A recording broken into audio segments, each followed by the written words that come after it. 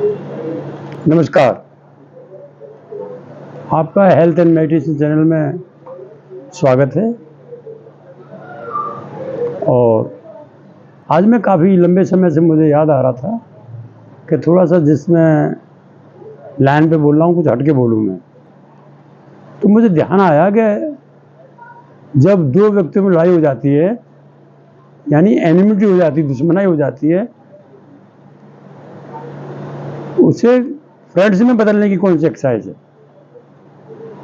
पहले तो मैं बिफोर स्टार्टिंग माई वीडियो में आपको क्लियर कर देना चाहता हूँ, एक्सरसाइज और उसमें भी प्राणायाम। एक्सरसाइज प्राणायाम एक तरीका है, प्रोसेस है, by which you can solve any problem the world. विश्व की कोई भी प्रॉब्लम सॉल्व कर सकते हो आप। इसमें ताकत है, शक्ति है। तो मैं प्राणायाम के बारे में बता रहा था कि जो इम्पॉसिबल चीज़ें हैं वो कर सकते हो। फॉर एग्जाम्पल, जैसे कोई दुश्मन है आपका और उससे दुश्मनाई आपको ख़त्म करनी है, तो दो तरीका है। एक तो पुलिस करेगी, FIR करो, मारपीट करो, सॉरी, उससे कोई आदमी नहीं सुधरता है। लेक्चरबाजी दो, सॉरी, कोई नहीं सुधरता है। भगवान कृष्ण ने स्वयं प्रयास कर लिया था और दुर्योधन नहीं सुधरा। जब भगवान साक्षात्कार दुर्योधन को नहीं संभाल सकते हैं, तो how a normal person can? But yes, he can do it. क्या तरीका है? एक्सरसाइज, प्राणायाम। तो मैं आज उस चैप्टर को थोड़ा स्टार्ट करूंगा and I will take 2-3 days कि जिस आदमी दुश्मन आई है उससे फ्रेंडशिप कैसे करें। हालांकि बहुत बड़ा एग्जाम्पल ले रहा हूं मैं। जैसे हिंदुस्तान पाकिस्तान की दुश्मन आई है या चाइना की है, किसी को है, how to make friendship with them? एक तो फौज बढ़ा दो, खर्चा बढ़ा दो, जहां देश में भूखे मर रहे हैं, पर फौज बढ़ा दो, एटॉमिक शक्ति बढ़ा दो, तो disturbing and destroy the world and peace of mind of mankind. उसके लिए एक्सरसाइज है, प्राणायाम है। देखो, ये तो कंफर्म है कि जब दो व्यक्तियों में झगड़ा होता है तो एक ही गलती होती है, पर वो नहीं मानता। रीजन भी उसकी चेतना शक्ति लो लेवल पर है, कॉन्शियस लेवल लो लेवल पर है। तो जिसका लो लेवल पर है उसको थोड़ा बढ़ा दो, और जैसे ही बढ़ाएंगे उसके परिवर्तन आ जाएगा। सिमिलरली दो भाइयों में, माँ बाप में, हालांकि ये हमारे आपके हाथ में नहीं है, गॉड गिफ्टेड है और कैरी फॉरवर्ड है, यानी पिछले जन्म से लेके आता है। जैसे दो भाइयों में नहीं पड़ती है तो वो carry forward, broad from the previous life, और उसके पीछे राज है कर्म का भोगना। ये सब होते हुए फिर भी तरीका है। तो तुमको बीमारी होगी, इलाज तो हर बीमारी का होता है ना। मैं मानता हूं कुछ बीमारी लाइलाज बीमारी है,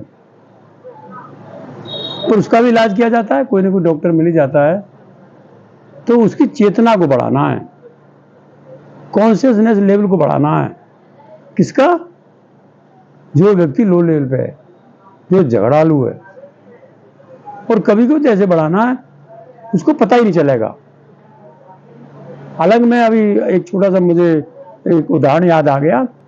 मैं कहीं बैठा हुआ था तो दो हस्बैंड वाइफ बात कर रहे थे, यार वो हमारा वहाँ थानेदार आ गया है, उससे झगड़ा हो गया, उसको रगड़वा दो।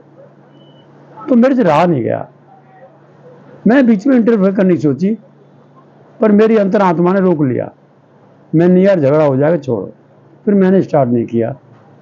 उसकी क्या तरीका है? अगर कोई आपको नाजायज सता रहा है और आप उसका बराबरी नहीं कर सकते तो छोड़ दो, और उसको आपकी जो आत्मा की आवाज़ है, यानी कॉन्शियसनेस लेवल है, या रिवर की ये जो बद्दुआएं, वो उससे बराबरी कर लेंगी। बद्दुआएं जो निकलेंगी हमारी बॉडी से, कोई किसी ने ताकतवर आदमी थप्पड़ मार दिया तो अवर बद्दुआ will follow to him till is, तब तक उसको रिवेंज नहीं ली जाती है, कॉन्शियसनेस लेवल। तो दो आदमियों की फ्रेंडशिप कैसे करोगे आप? छोटे वाले लेवल का ब्रेन एवोल्यूट कर दो, फॉर हायर थिंकिंग। किसी लड़ रहे हो यार, तुम्हारी फौज मारी जाएगी, हमारी मारी जाएगी, इस पैसे को ऐसे करो कॉलेजों में लगाओ, हॉस्पिटल में लगाओ, रोजगार में लगाओ। वो नहीं मानेगा।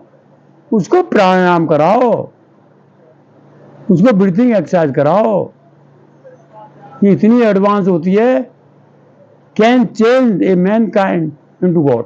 बताइए कितनी बात कह गया मैं। मनुष्य को भगवान बना सकती है एक्सरसाइज। प्राणायाम इंसान से भगवान बना सकती है या इंसान को भगवान से मिला सकती है। ये साइंस अवेलेबल है। हमारे ऋषि मुनि इसको यूज करते थे, इंप्लीमेंट नहीं करते लोग। बहुत से लोग तो छिपा के ले जाते हैं। हर एक ऋषि मुनियों ने ये डिस्क्लोज नहीं की है। कोई परोपकारी होते हैं जो डिस्क्लोज करते हैं, किसी को दे जाते हैं। इस साइंस को बुकों में ऐसे लिख दिया गया है, when this science come to you everything is visible to you.